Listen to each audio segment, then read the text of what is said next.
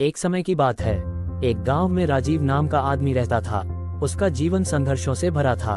पहले उसके व्यापार में बहुत बड़ा घाटा हुआ, फिर उसके सबसे अच्छे मित्र ने धोखा दे दिया और उसके बाद उसकी माँ भी इस दुनिया से चली गई। हर तरफ से उसे सिर्फ दुख और तकलीफें ही मिल रही थीं। उसे लगने लगा कि दुनिया अन्याय से भरी है और भगवान भी उसके साथ नहीं है।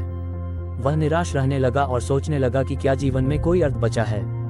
एक दिन वह हताश होकर गांव के बाहर एक पुराने मंदिर में चला गया। वहां एक वृद्ध संत ध्यान में बैठे थे। राजीव उनके पास गया और धीमी आवाज में बोला, बाबा, मैंने जीवन में बहुत परिश्रम किया, लेकिन फिर भी मुझे केवल दुख ही मिला। क्या भगवान सच में है? अगर हैं, तो क्या उन्हें मेरा दर्द दिखाई नहीं देता? संत मुस्कुराए और बोले, एक छोटी सी कहानी सुनो बेटा। बहुत समय पहले की बात है।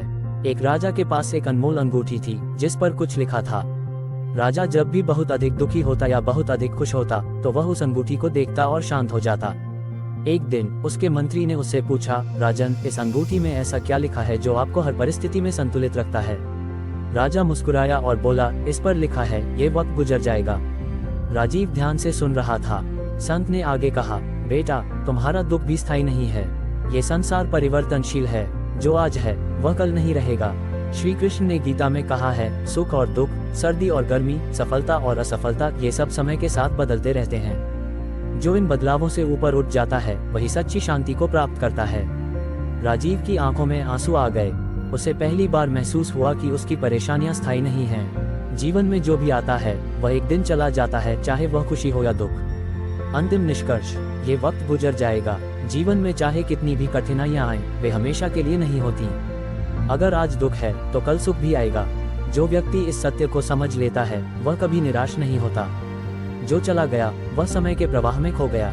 जो आज है वह भी स्थायी नहीं है। इसलिए जीवन को वैसे ही स्वीकार करो जैसा वह है, क्योंकि परिवर्तन ही इसका स्वभाव है। राजीव ने सिर झुका लिया और पहली बार अपने भीतर हल्कापन महसूस किया। वह मंदिर से बाहर आया, लेकिन अब वह पहले जैसा नहीं था। अब वह जानता था कि जीवन एक बहती हुई नदी की तरह है। हर लहर आती है और चली जाती है, लेकिन नदी हमेशा बहती रहती है।